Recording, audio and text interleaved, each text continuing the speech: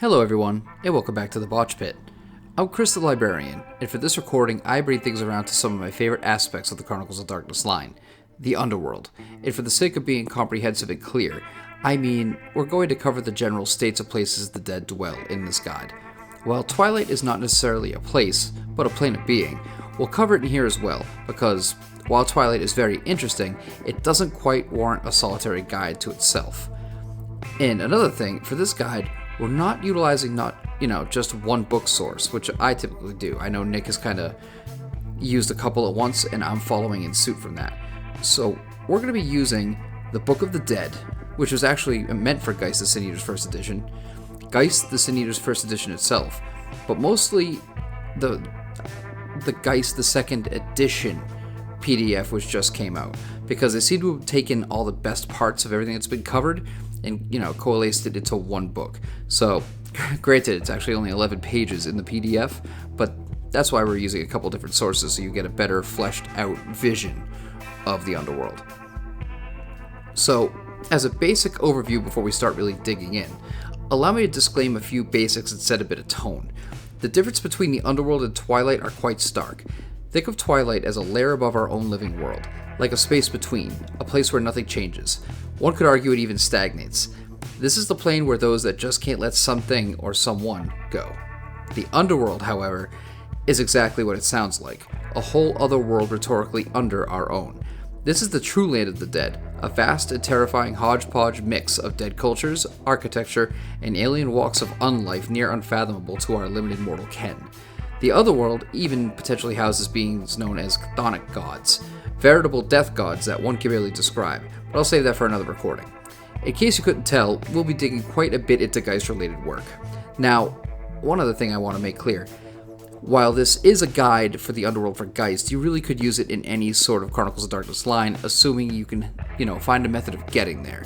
And we'll touch upon some of those in this guide, but generally speaking, the Sin Eaters tend to dwell here. Now, as far as tone specifically, allow me to give a few personal different forms of media that influence my interpretation of the Underworld.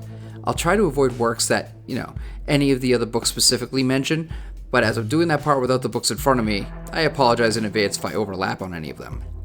The first thing that has always impacted not just my interpretation of the Underworld, but Geist in general, is the Nine Inch Nails album The Fragile, and I am definitely not alone in that one. With tracks named The Wretched and The Great Below, it is quite obvious that the development teams behind these works are fans of Trent. The album is a masterpiece, haunting, and with quite obvious allegories to slipping down into a place few can escape. The next is out of left field, but bear with me. It's Little Monsters, an 80s film starring a young Fred Savage and Howie Mandel. While not a place the dead specifically go, their underworld is the way monsters travel from bedroom to bedroom, from under one bed to another. It is scary and bizarre, but despite being where horrors both dwell and travel through, it is bright, colorful, and held together through both modern trappings like stop signs and stairs to older things like grandfather clocks and broken down automobiles. It shows that despite no longer being alive, former humans still strive to maintain a sense of identity among the terrors living down below. One more influence, Labyrinth. I know you've all probably sick of hearing me, rant about Labyrinth, but hear me out. Shortly into this recording, I'll be getting into some areas of the Underworld called dominions, areas that have their own sets of laws that cannot be broken. If you break those rules, well, there's creatures called Kerberoi that come to gift your indiscretion with misery of one of many kinds. They're fun. So, with a couple of examples out of the way, let's begin getting deep into these necromantic playgrounds, shall we? And we'll start with Twilight. Twilight is a space between spaces. When you hear the bumps in the night but can't quite place them, this is where your dead that just can't quite, let go of things get off to. See, death is not the end in any manner or context. Call it the soul, essence, consciousness, what have you, it doesn't matter. When those remains can't quite let something go, this is where they head off to. In most interpretations, this is the land of never-ending grays and blues. Ghosts, as we'll now call them, call this place home sweet home. Those items, people, or things that keep them sustained on this plane are called their anchors, for reasons I should not have to mention. Those items were such a focus for them during their lives that they put their energy, called essence for mechanical purposes, into them. And simply staying around them will keep the ghost tethered. As you could guess, this can become quite problematic for the living, which for explanation purposes going forward may also be called people or the quick. See, as far as ghosts are concerned for the most part, these anchors still belong to them, and while some may stay sane for a time, assuming they were to begin with, The never-ending static existence in the realm of Twilight will wear anyone down, living or dead. That is where we come across horror movie scenarios we're all too familiar with, and quite often these story seeds are more than enough on their own to drive a compelling narrative. However, as all things, anchors themselves eventually go away for one reason or another. One can never deny death its due, and this is a tragic tale for us all. However, in the Chronicles of Darkness, the tale is a much more horrifying one. I hope. Shit, this will make me existential. I probably should get too deep into this in myself. God, I should be drinking while I record. Anyways, moving on before I start ugly crying into the microphone. All things end one way or another, and even if it isn't the anchor itself that goes away, the ghost will. See, what happens when that vase breaks, or Fluffy the Dachshund chases the wrong end of a minivan? And that is assuming, of course, that anchors meet a natural end. The World of Darkness, or I should say the Chronicles of Darkness, is filled to the brim with all manner of people and creatures that can interact, both physically and mentally, with the dead. What it comes down to in any situation is essence. The first way to get your Twilight Pass revoked is losing your anchors, which eliminates your ability to tether yourself to the quick in any way. Now, as I'll cover in a moment, there's something called an Avernian Gate, and the minute you lose your anchors, these gates appear, and they draw the dead into them. Maybe they do it through a sense of, hey, you can find this if you keep going down this way, or who knows, maybe it's just a total instinctual thing. Regardless, the dead are drawn within. Any manner of being can physically, not any creature can just, interact with those in Twilight. They need to be able to, physically interact with the ectoplasm body, again called corpus. If for any reason you get that corpus, which kind of has a health system similar to a normal human, if it gets brought down to zero, you face the same fate as someone who lost their anchors. And don't forget, just to name a few, here are some of the beings off the top of my head that can injure our unfortunate dead. The mages of Morrow's Watchtower from Mage the Awakening. While most, if not all, mages can purchase the Death Arcana, these specific mages are literally awakened through the Death Watchtower, Stygia, itself. Even the weakest of these guys is like a demigod to your typical Casper. The San Giovanni bloodline from Vampire the Requiem, who practice cadaveria, a necromantic discipline that specifically focuses on using and fucking with the dead. Their progenitor, Lodovico, somehow saw the underworld during his life and thought to himself, hey look, slaves! Nice guy. Werewolves, who specifically learned something called the Rite of the Shadowed Hunt. It's a level 4 rite, and it can open a gateway right down to the underworld. As the Book of the Dead clearly states, however, werewolves can easily go mad down in the grave below, as their souls are only half mortal, and that means the other half is already spoken for. A specific lodge named the Lodge of Death, clever name, spun off from the Bone Shadows, tend to be the only Forsaken crazy enough to really be into it. Of course, every single damn Geist the Sin Eater can't escape them. They see them every minute of every day, and with the slightest effort, they can allow their Geist to slip into them, and bam, they can slap a ghostie right across their, ectoplasmic palate. There are all sorts of other creatures that I'm sure have ways to interact with those in Twilight. Miscellaneous changelings, Prometheans, demons, beasts, and deviants when they come out, what have you. But the last I'll mention is what those in the Chronicles of Darkness community title as having what is called a lesser template. That's right, regular mortals. There are many, many items, rituals, and prayers that can allow any normal Joe or Jane to deal with the dead in Twilight. The book's Second Sight and Reliquary, and all manner of Hunter supplements for Hunter the Vigil cover that. But it's way too broad a topic to get into. Let's just say it could definitely be done, and it's not the most challenging thing a hunter would ever come across. So, as I was saying, once that corpus drops to zero essence, what the ghost thought was a terrible state of being gets so much worse. With that last sliver of mortality gone and severed, our ghost is sent careening and hurtling down into the depths of what is called, you guessed it, the Underworld. Culture shock does not even begin to explain a transition like this. The Underworld is not anything like what anyone living has ever seen. Composed of all manner of eras and ages, it is not unheard of to come across ancient Ming-era homes atop skyscrapers, or coastal villages composed of dilapidated motorhomes and Oregon Trail wagons. Now, when I say coasts, I do not mean seas, oceans, or any bodies of typical waters like the Quicker used to. The waterways here are composed of just about anything other than natural waters. Rivers of iron rails, oceans of frothing, bubbling baby fat, seas of salt and blood. Nature has no hold in the Underworld. If the living were to find their way down to the lands of the dead, the food they eat may feel like it fills their stomachs, and the waters, quote-unquote, may seem safe enough, but the living cannot find anything that will sustain them down below. The Underworld is not meant for those with a pulse, for certain. More often than not, the ghosts that end up in the Underworld, or the Great Below, start off with what is called an area called the Arcanis Depths. I believe I'm saying that correctly. Or the far more friendly Upper Reaches, which is what we'll use because I like being able to talk. This is the most shallow part of the Underworld. This is also where most Avernian gates, the things I was talking about earlier, open up. One may also call the areas where the Underworld is closest to the land of living a cenote or low place. And before anyone asks, yes, the living can indeed accidentally stumble into these. This is almost a guaranteed death sentence due to the lack of ability to sustain themselves, and due to the other manners of nightmares that dwell down in the Great Below. Now, any sort of area that has been home to great tragedy, death, or anything that emotionally taps into death itself can trigger the appearance of an Avernian gate, and they only open one way. Now, I need to take a second and really elaborate on the evolution of the Underworld in the Chronicles of Darkness. With Geist First Edition, the Underworld was pretty much just the upper reaches and dominions and then, they were planning to release the Book of the Dead for Geist, and the unfortunate reality is Geist was a very poorly put together book, and with the failure of that and the high amount of criticism that came along with it, they changed Book of the Dead from being a Geist supplement to being, a World of Darkness supplement.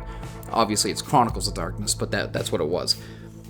So they really didn't get to flesh out these full ideas. They did an addendum to Geist, which I think was called 1.1, and then they made Book of the Dead. But it wasn't until Geist 2nd Edition where we're really starting to see the potential of the Underworld. It really impresses me, and I just wanted to share that, as Geist was such a letdown not just to me, but to everyone involved. Hence why Book of the Dead, is a great book, but it feels like it's missing something. It feels out of place. And 2nd Edition to Geist really makes everything all click together. Upon landing in their new plane of dwelling, the first thing our ghost experiences is a level of feeling hollow no living being could ever understand. They now have no purpose of being, and while ghosts can't exactly commit suicide as we know it, and with no instruction manual, what is our plucky dead to do? Carry on, of course. If our hero, quote-unquote, I use the term loosely here, is lucky enough, they may just end up close to a settlement or even a necropoli of fellow dead. These groupings of the dead may just stick together in a ragtag society of some kind, finding different manners or ways of finding essence to keep themselves alive and together.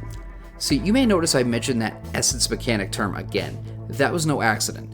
The Underworld takes its due daily, feeding off the unfortunate dead of the Great Below.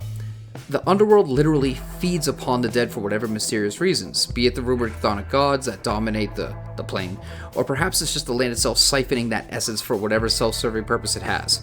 But it doesn't matter. As stated before, the Great Below takes its due, and that due, from a mechanic standpoint, is one essence per day regardless. Fortunately, things from above that break or sometimes just go missing have a way of ending up down below. There are plenty of ghostly denizens mining and scavenging at all times, making a living, pun intended, by selling these items rife with essence to ghosts. Because of this, the Underworld has found its currency, market, and social lubricant using these items to keep ghosts going in their facsimile of a life. Sometimes, though, this just may be a bit much for our ghost, and they may choose to just lie down somewhere and give up. Over time, the Great Below will just absorb the unfortunate souls into itself. That's right, the walls, ground, and caves all around the Great Below, they will just literally soak you right up. They will pull you in, feet to head, and the last thing to go is always the anguished face of that unfortunate specter being pulled down to its true final resting place, should one choose to call it that. So, the thing is, there are stories. Stories about what happens when you travel even deeper. Remember, as I said, we've only been discussing the upper reaches of the Great Below. If you'll remember, I mentioned something earlier about places in the Underworld called dominions. These dominions are governed over by creatures called Kerberoi. These stories say that as long as you abide by the rules set in those dominions, called the Old Laws, that the Underworld will no longer drain your essence while within those territories. Those stories are true. Sounds like an easy out, right? Hardly. Our plucky hero faces many a challenge getting down to these places, and we're working with the assumption that these dominions have old laws that are, something our ghost can even follow. What happens if you're a good old boy from the southern United States of America, and you can only speak Latin in that dominion you travel to? Or you can never touch the ground when you walk. You may have just traveled quite a way to end up with no essence left for another journey, and with no good alternatives at all. Enough about that, though. We're assuming you even made it there, and that is hardly a guarantee. In order to get there, you must travel through the lower mysteries, also called Tartarus, and that is an adventure unto itself. An entire chronicle could easily be paced on that alone. Fortunately, you have more than one way of travel down below. If you'll remember, I mentioned those bodies of quote-unquote water again. That stream without rhyme or reason. These bodies of water often have strange denizens of the great below called ferrymen that can navigate them. They may or may not be a ghost, Geist, or something altogether stranger, but it doesn't matter. For a price, they may just give you a hand. Be wary, however. Many things could pose as a ferryman, and one wagers they're not quite as, well, honorable. For the sake of the guides, let's assume you're not heading that route. Traveling on foot is both safer and more dangerous, depending on your point of view. It's safe in the sense that the waters of the Great Below are hardly safe in any context, and what happens if you're not with what one would consider a friendly ferryman? Also remember, essence is a constant concern. One does not want to simply get exhausted and get absorbed en route to what you consider safety in the deep dominions. These, ghosts literally need to eat objects, or, the ghosts of objects, I guess, in order to keep themselves going. So, a wise ghost keeps their food sources in mind. Along the riverbanks that flow ever deeper into the lower depths and into what is known as the Ocean of Fragments, at the relative bottom of the Underworld, there are shanty towns called river cities. Listen, they can't all have multiple clever titles.